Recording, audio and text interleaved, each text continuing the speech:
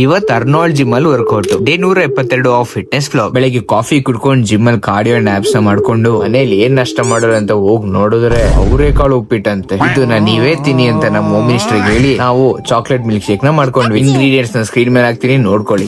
ಬೆಳಗ್ಗೆ first thing to your mouth chocolate milk shake.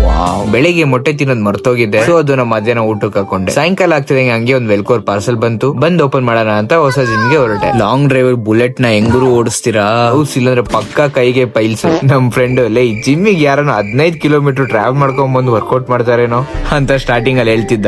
ಆಮೇಲೆ ವರ್ತು ಯಾಕಂದ್ರೆ ಅಲ್ಲಿ ಇದ್ದಿದ್ ಎಲ್ಲಾ ಅರ್ನಾಲ್ಡ್ ಕಾಲದ ಎಕ್ವಿಪ್ಮೆಂಟ್ಸ್, ಎಲ್ಲಾ ಮಸಲು ಆರಾಮಾಗಿ ಟ್ರೈನ್ ಮಾಡ್ಬೋದು. ನಾನಂತೂ ವಾರ್ಮ್ ಅಪ್ ಎಸ್ಟಡಿ ಎಲ್ಲಾ ಮಿಷಿನ್ ಒಂದ್ ರೌಂಡ್ ಹೊಡೆದೆ. ನಮ್ ಮನೆ ಸುತ್ತಮುತ್ತಲ್ ಯಾವ ಜಿಮ್ಮು ಈ ತರ ಇಲ್ಲ ಗುರು. ಒಂದಲ್ಲ ಒಂದ್ ಎಡ್ವರ್ಟ್ ಇರುತ್ತೆ, ಇಲ್ಲಾಂದ್ರೆ ಆ ಮಿಷಿನೇ ಇರಲ್ಲ. ಇದೇನಾದ್ರೆ ನಮ್ ಮನೆ ಹತ್ರ ಇದ್ಬಿಟ್ಟಿದ್ರೆ ಇದೇ ನಮ್ ಎರಡೇ ಮನೆ ಆಗಿರೋದು. ಇವತ್ ವರ್ಕೌಟ್ ಬಂದು ಚೆಸ್ಟ್ ಅಂಡ್ ಶೋಲ್ಡರ್ಸ್. ಅವಾಗ ಮೂಡ್ ಔಟ್ ಆದ್ರೆ ಅಥವಾ ಮೂಡ್ ಚೆನ್ನಾಗಿದ್ರೆ ಒಂಥರ ಗೋ ಟು ಪ್ಲೇಸ್ ಇದು. ಮತ್ತೆ ಬರುವ ನಾರ್ಮಲ್ ಆಗಿ ವರ್ಕೌಟ್ ಆದ್ಮೇಲೆ ಕ್ರಿಯೇಟಿನ್ ನ ಕುಡಿತೀನಿ, ಬಟ್ ಇವತ್ ತಿನ್ಬೇಕು ಅಂತ ಅನ್ಸ್ತು. ಈ ಫ್ಲೇವರ್ ಮಾತ್ರ ಲಿಟ್ರಲಿ ಸನ್ಫಿಶ್ ಬಿಸ್ಕೆಟ್ ತರ ಇದೆ. ಒಂದ್ಸತಿ ಟ್ರೈ ಮಾಡಿ ನೋಡಿ. ಸಿಗುವ ನಾಳೆ. ಬಾಯ್ ಬಾಯ್.